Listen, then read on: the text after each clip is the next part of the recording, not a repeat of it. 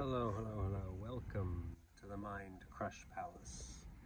I'm your host, the true party king, and soon to be the true party king of games. Ready to share with you a list that I have very much been holding off. I'm officially 12th in the world in Edison. I got 12th at Rulers of 2024. Because I didn't get top 8, my list never got leaked. And as such, the 12th place goo has remained mystery for all. And I'm absolutely going to get to that. But first, I kind of wanted to share a bunch of lists that I had built in order to arrive at this final list that I got 12th on. And it was a lot of fun. Obviously, it was a 40 card list build at the end, but it wasn't always 48. It was definitely something that grew over time. And as such, we're just going to jump right into it. The first list I want to show you is this one right here. Super cool, inspired by No Suck Gaming, specifically in terms of the Chaos Sork. And because I'll be honest, I was not a huge fan of Valley, I decided, you know what, Dimensional Alchemist would actually make a kind of cool alternate light to make, the Sork more consistent. And yeah, so I feel like this list was actually kind of interesting because, like, a lot of times, especially your Amaryllis will get banished by Caius and Bottomless and other stuff. And so having an out or a way that you can add back the Amaryllis from banishment through Dimension Alchemist was just, a nice little tidbit.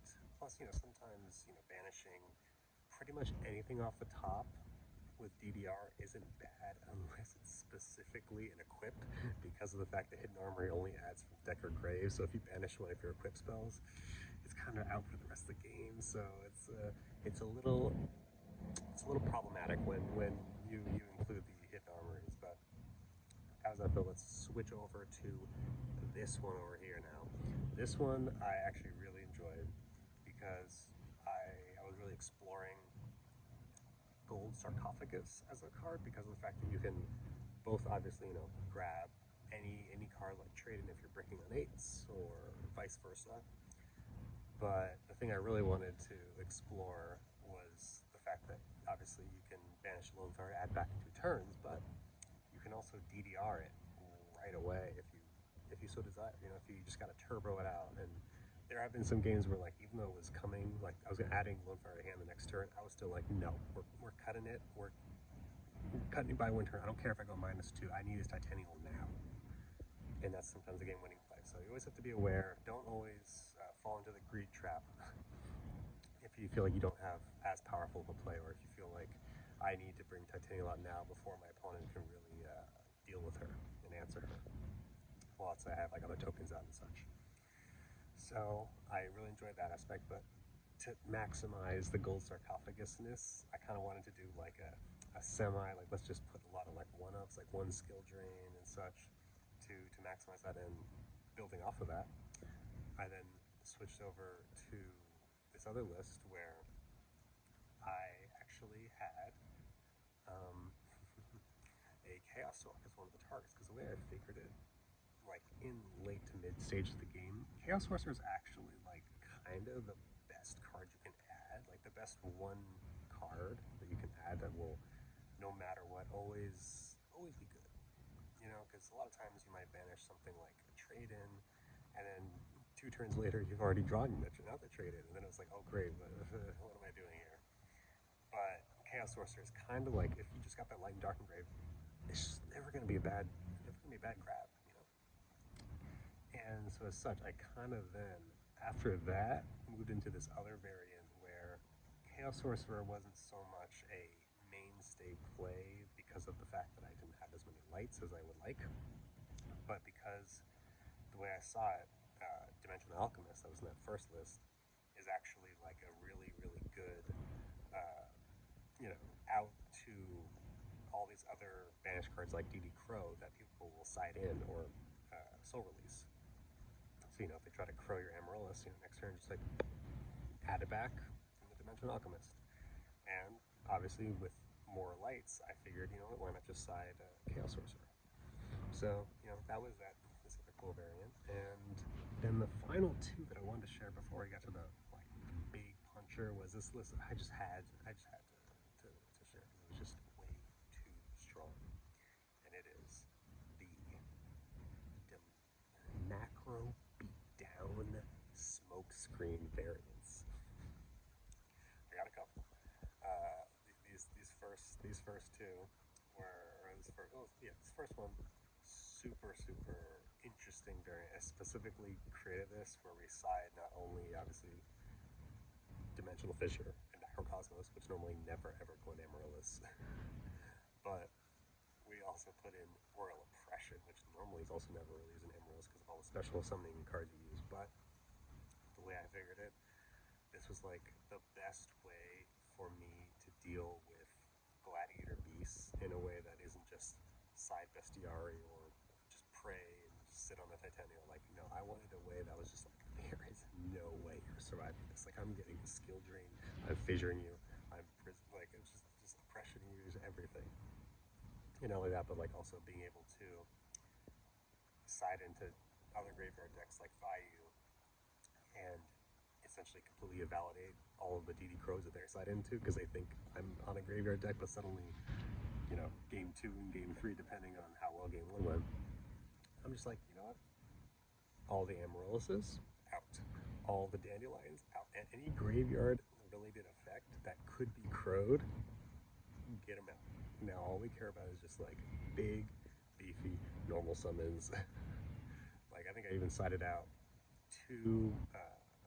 one Titanial, and potentially I only left one trade-in left. It was varied depending on the game, but this other macro beatdown version I worked on with this other buddy over here that is actually a Iados version. And you know, you'd think I had an Iados PTSD after losing in top 4 against them at RVT New York, but you know what? I did pick up my beautiful secret playsets right after Douglas won RVT New York, and I knew they were going to go up.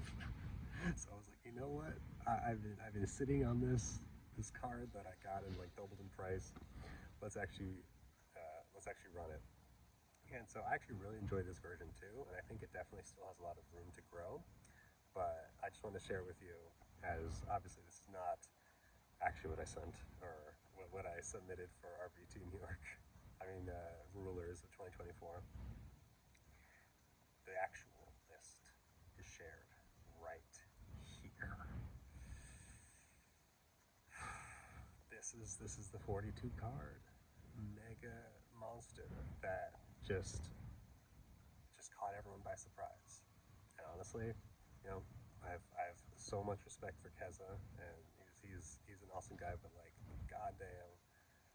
Oh my gosh, like looking back on our games, and even like the guy afterwards that I lost to in Losers, like both of them was 100% my fault. Kaza did open, I believe it was Mind Control into, or no, it was Soul Release into Heavy Storm, Chain, Return from Different Dimension to bring back all their banished cards, wiping out my Mirror Force and Torrential. Then Mind Control, Brain Control, banish the Mind Control monster plus their Revive Valley to draw 2 into Foolish Burial, into sending Plague Spreader, stack your last card to get exact-ish, like 81 freaking 100 points of damage all at once. Wasn't for that combo, and the fact that in round 2 I just played around a Gorz that really wasn't there, and my Lila literally had like 4 opportunities to swing directly, and it didn't, and it actually had just been bricking on the double Miracle Fusion for the whole game 3, and it wasn't until after you know, he still had quite a bit of life left that he was able to come back, and I was like, no. And I checked afterwards, and I was like, he never had Gorz. He never had Gorz. I was playing around the Ghost, because you know, at the time, if I played around it, I would have lost. Like, if he had Gorz, I would have lost. So I was like, I should play around just in case. But if I hadn't and just gone aggro like I kind of did all the time in New York, I would have won.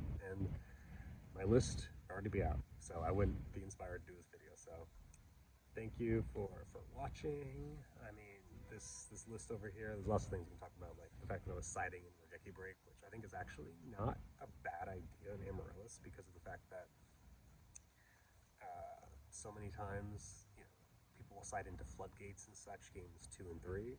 So it tend to be, pretty advantageous to have a card that can both pop a oppression or anything else plus a monster, because like sometimes you just want to side into all the targeting removal against like Blackwing so that their whirlwinds and such have like no targets. So I definitely think that this other version of siding, because I've never seen a single person siding Regeki Break. So having this as an option potentially, I think is actually really cool.